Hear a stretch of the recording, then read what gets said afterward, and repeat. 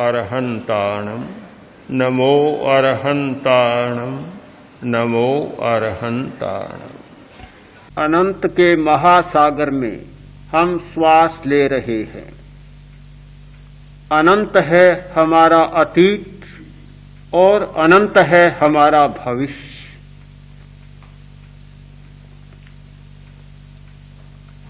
सब कुछ अनंत ही अनंत,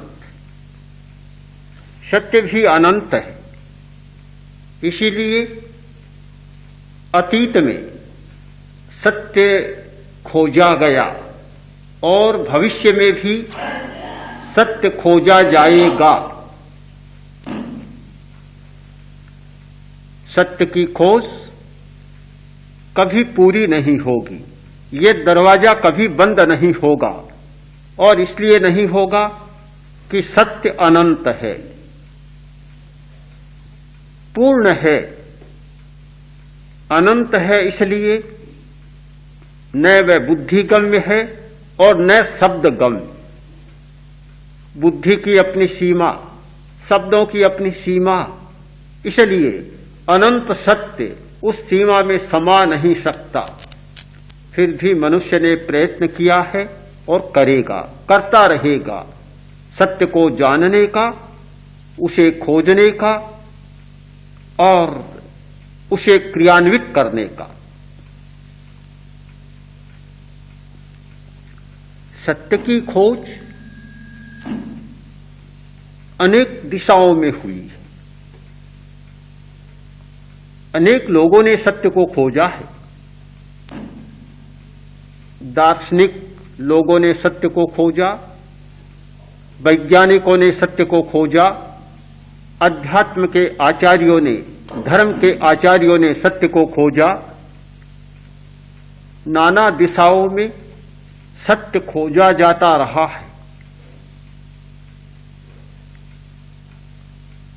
अध्यात्म के आचार्यों ने एक सत्य की खोज की, सत्य का एक पहलू, एक आयाम, मित्र को। हमारे सामने दो शब्द हैं, एक शत्रु, दूसरा मित्र। खोजा गया कि मित्र कौन और शत्रु कौन।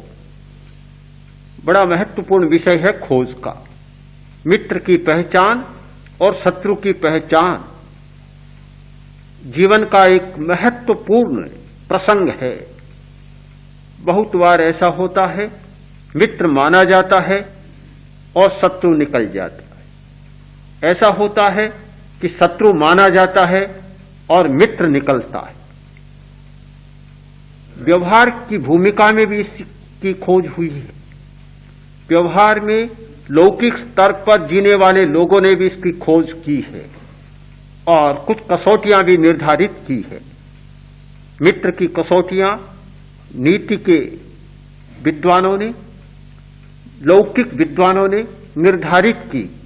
एक संस्कृत श्लोक में कसौटियां बतलाई गई कि ददाति प्रतिगृह्णाति गुह्यमाख्याति पृच्छति भुंक्ते भोजयते चैव षड्विधम मित्र लक्षण। मित्र की पहचान 6 बातों से होती है। ददाति, जो देता है, और प्रतिगृह्णाति, लेता भी है। केवल देता नहीं, देता भी है और लेता भी है। गुह्यमाख्याति, अपने मन की गुप्त बात कहता है और किसी को नहीं बताता, मित्र को बता देता है। गुप्त से गुप्त बात, रहस्य से रहस्य बात अपने मित्र को बता देता है। पृच्छति, और पूछता भी है, गुप्त बात पूछता है। प्रसंग आने पर पूछ लेता है, पूछता है। एक प्रसंग आता है कि मंत्री बहुत उदास था। वह कोरा मंत्री नहीं था, मित्र भी था। मंत्री अलग बात है, मित्र होना बिल्कुल अलग बात है। मंत्री तो एक व्यवस्था है और मित्र व्यवस्था नहीं, वह हृदय है। हृदय की बात थी। वह मंत्री और मित्र दोनों था। राजा ने देखा कि मंत्री बहुत उदास। राजा ने पूछा, मित्र उदास क्यों हो? मंत्री बोला कि महाराज न पूछे, बस न पूछना अच्छा है, आप जाने दे इस बात को। बात छोड़ दी। दूसरे दिन फिर उदास, फिर पूछा कि उदास क्यों? आप न पूछे तो अच्छा है, फिर बात को टाल दिया। तीसरे दिन भी ऐसा ही किया। आखिर एक दिन राजा ने बिल्कुल आग्रह किया, हट पकड़ ली कि तुम्हें बताना होगा, या तो बताओ, और नहीं बताते हो तो ये मित्र का रिश्ता तोड़, संबंध तोड़ो। मित्र हो और फिर छिपाते हो, बताते नहीं हो, ये कैसे होगा? मंत्री बोला, महाराज बात कुछ ऐसी है कि न कहने जैसी, न कहने जैसी है, कहा नहीं जा सकता। सब बातें वाच्य नहीं होती। कभी कभी मित्र के सामने भी कोई बात अवाच्य हो जाती है। राजा बोला, तब मित्रता नहीं, यह मैत्री का संबंध है कि जहां कुछ छिपाव नहीं होता। जहां छिपाव आया, जहां दीवार आई, जहां बीच में कोई टाटी आ गई, पर्दा आ गया, मित्रता समाप्त। या तो मैत्री रहेगी और या यह छिपाव दूर होगा। दोनों बातें साथ में नहीं चल सकती। राजा ने बहुत आग्रह किया, इतना आग्रह किया कि तुम्हें बताना ही होगा। अब बड़ी समस्या थी, का कहे, कहा न जाए, कहे क्या, कहा नहीं जा सकता, ऐसी कोई बात थी। पर राजा का इतना आग्रह, उसे टालना भी मुश्किल हो गया। आखिर मैत्री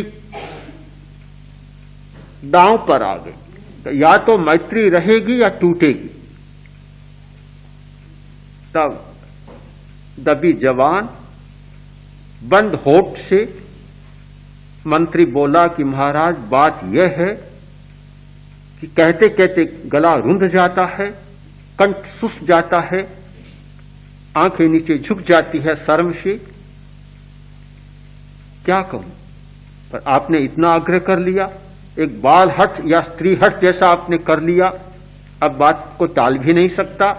बात यह है कि आपने जिस कन्या से शादी की, जिसे महारानी बनाया, उसे मैं अपनी पत्नी बनाना चाहता था। अब देखिए कितनी कठिन बात है कि महारानी को मैं अपनी पत्नी बनाना चाहता था। मंत्री कहता है, गुह्यमाख्याति पृच्छति, ये बात शायद किसी को नहीं बताता, किंतु जहां मैत्री का प्रसंग आया, प्रश्न आया, वहां मौन खोलना पड़ा और मंत्री ने अपने मन का भाव सारा उगल दिया, न कहने की बात कह दी।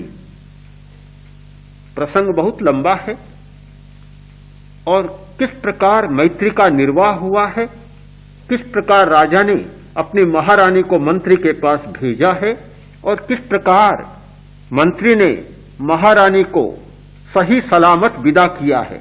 लंबी कहानी है, पूरी कहानी में अभी जाने का हमारा प्रसंग नहीं है।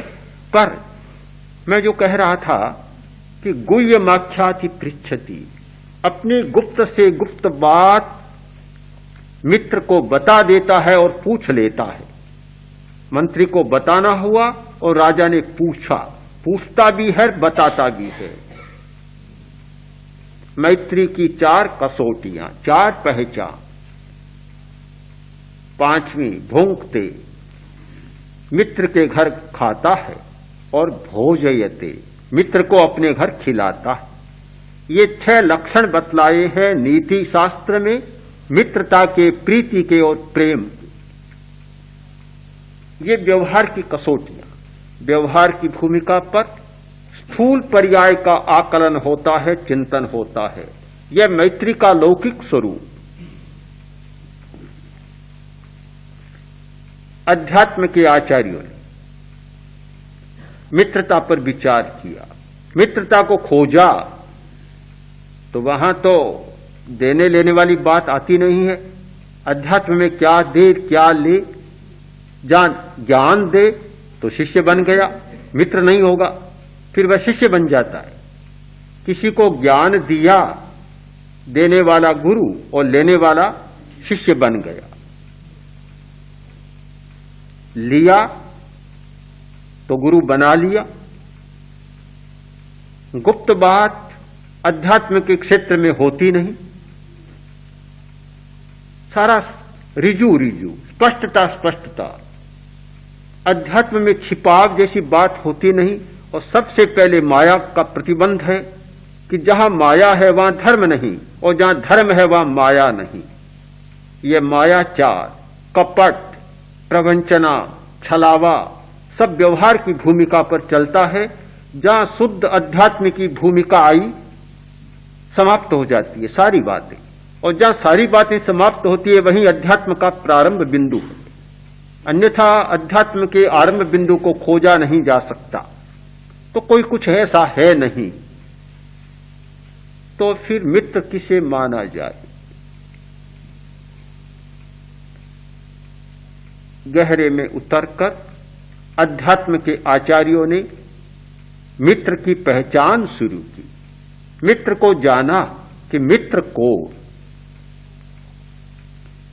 खोजते खोजते निष्कर्ष पर पहुंच गए। खोजा, व्यवहार की भूमिका उन्हें पसंद नहीं आई। और इसलिए नहीं आई कि आज का मित्र शत्रु बन सकता है या मित्र के रूप में शत्रु बन सकता है, पता नहीं चलता। और मित्र होकर मित्रता का काम करता है, किंतु भीतर में शत्रुता भी पल जाती है। काम प्रेम का करता है, किंतु व्यवहार है वास्तव में शत्रुता हो जाती है। एक व्यवहार की भूमिका, एक वास्तविकता की भूमिका, एक व्यवहार का सत्य और एक निश्चय का सत्य। अध्यात्म के आचार्यों ने निश्चय सत्य की भूमिका को खोजा। व्यवहार की भूमिका में उन्हें कठिनाइयां मालूम थी,